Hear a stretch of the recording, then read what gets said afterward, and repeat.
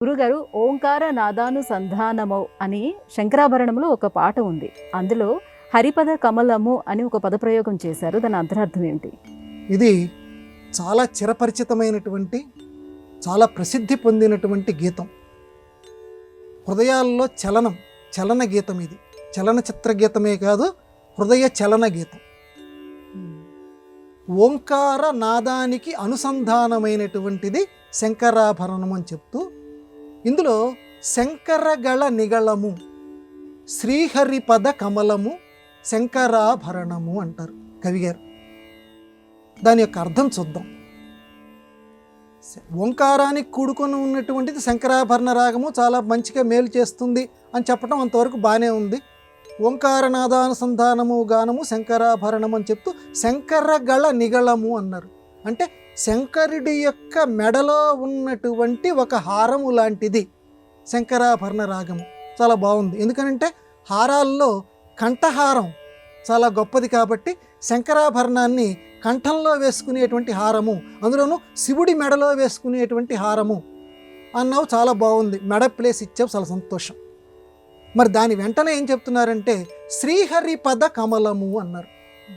ఇక్కడ ఎంత ఎత్తుగా శంకరాభరణ రాగం ఎంత గొప్పదని చెప్తూ ఒక్కసారిగా కిందకి తీసుకొచ్చేసారు కవిగారు. పాదాల దగ్గరికి తీసుకొచ్చేసి పాదాల దగ్గర ఉండేటువంటి శ్రీహరి పాదాల దగ్గర ఉండేటువంటి కమలము, పద్మమే శంకరాభరణ రాగము అన్నారు. ఇక్కడ తెలియనటువంటి వాళ్ళు వెంటనే ఒక ఆక్షేపణ తెలియచేశారు. అంత గొప్పగా శంకరాభరణ రాగాన్నేమో శివుడి మెడలో హారం అన్నావు, మళ్ళీ అంత శంకరాభరణ రాగాన్ని పాదాల దగ్గరికి తీసుకొచ్చేసేవేమిటి? పాదము అని అంటే, పాదాల మీద పట్టము అని అంటే అది కొంచెం అధోస్థానం కదా, అక్కడికి తీసుకొచ్చేసారేమిటి శంకరాభరణ రాగాన్ని అంటే? ఆయన ఎంతో ఆలోచించే ఆ పదప్రయోగం చేశారు ఆ మహాకవి. ఎందుకనంటే శివుడికి విష్ణువుకి మధ్య తేడా లేదు, అది చెప్పటం ఒక ఉద్దేశ్యం. శ్రీహరి పద కమలము, శ్రీహరి పదము అని అంటే విష్ణు పదము అంటారు ఆకాశాన్ని. విష్ణు పదము ఆకాశం కాబట్టి ఆకాశంలో ఉండేటువంటి కమలమే, శ్రీహరి పద కమలమే శంకరాభరణం. అక్కడ నువ్వు పాదాలని ఎందుకు అనుకుంటున్నావు? శ్రీహరి పద కమలము, విష్ణు పదంలో అంటే అది కూడా ఉన్నతమే కదా. ఆకాశం అంటే లోకంలో చాలా ఉన్నతంగా ఉండేటువంటిదే కదా. అందువల్ల శ్రీహరి పద కమలం అంటే ఆకాశంలో ప్రభవించేటువంటి ఉన్నతమైనటువంటి రాగము శంకరాభరణము. సరే, పాదాల దగ్గరికే వద్దాం. రెండు రకాల సమన్వయం చేశారు ఆ కవి.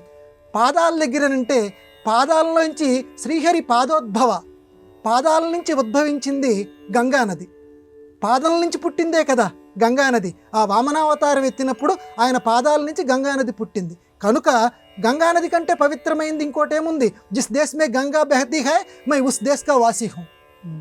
ఈ దేశంలో, పవిత్రమైన భారతదేశంలో గంగానది పుట్టింది, నేను ఆ గంగానది పుట్టినటువంటి భారతదేశానికి చెందిన వాడిని అని గర్వంగా భారతీయులమైనటువంటి మనందరం చెప్పుకోవాలి.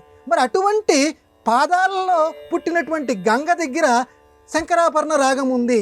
శంకరాభరణము ఈజ్ ఈక్వల్ టు, ఆ రాగము ఈజ్ ఈక్వల్ టు గంగా.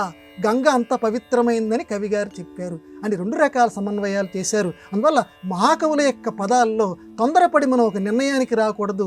దాని వెనకాల ఉన్నటువంటి అంతరార్థాలు తెలుసుకుంటూ ఆ కవి భావానికి జోహార్లు అర్పించాలి.